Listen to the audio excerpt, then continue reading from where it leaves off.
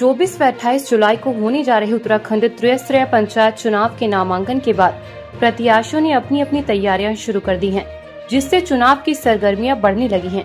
इसी कड़ी में विकास नगर की ग्राम पंचायत के गांव केदारवाला से प्रधान पद प्रत्याशी नफीसा प्रतिनिधि डॉक्टर इस्लाम ने बताया कि रिपोर्ट भगवत मेहरा।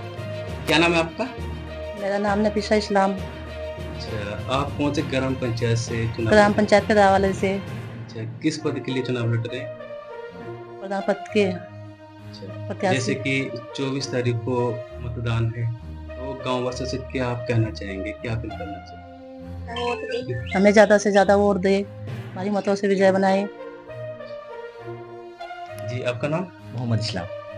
जैसे कि आप जो है जो प्रधान प्रत्याशी हैं जी, इनके साथ जो है प्रतिनिधि के रूप में आप खड़े हैं जी।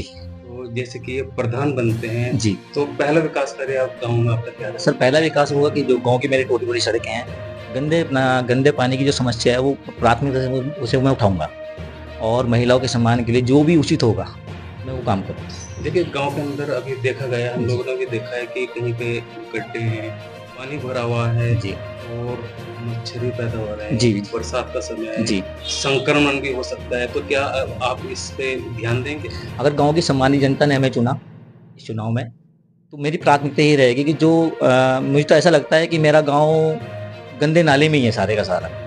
पिछले प्रधानों ने क्या किया इससे मुझे कोई लेना देना नहीं है, लेकिन मेरी गांव की सम्मानित जनता ने मेरी पत्नी को इस पद के लिए इस बार चुना है, चुनने जा रही है।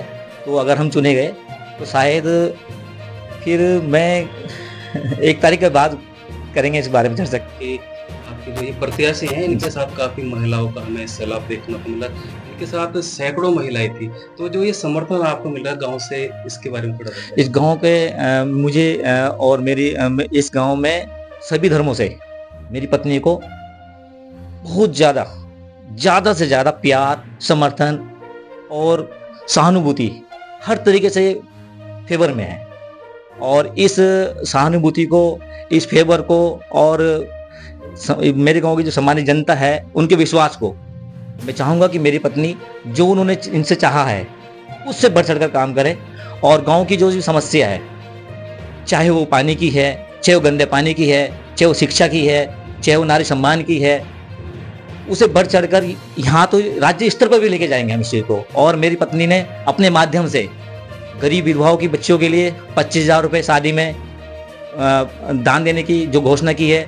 हम बने प्रधान बने, चुने या नहीं चुने, मेरी पत्नी को जो भी होगा ये तो ऊपर वाला चाहे, लेकिन मेरी पत्नी ने जो अपने माध्यम से घोषणा की है कि मैं हर गरीब विधवा की बच्ची की शादी में 25,000 रुपये दूंगी, तो वो यथावत ऐसी ही रहेगी, इसमें कोई फेरबदल नहीं होगा। क्योंकि मैं मानता हूँ कि मेरी पत्नी ऐसा कुछ कर सकती है। अगर इन्होंने कोई घोषणा की है तो इस घोषणा को अमली जामा पहनावा मेरी जिम्मेदारी है और मैं अपनी पत्नी के साथ कंधे से कंधे मिला के खड़ा हूँ। इनकी कोई भी घोषणा को मैं ऐसा नहीं जानूंगा कि आज घोषणा की है और कल हमने इसे तब्दीली की है, ऐसा बिल्कुल नहीं होगा।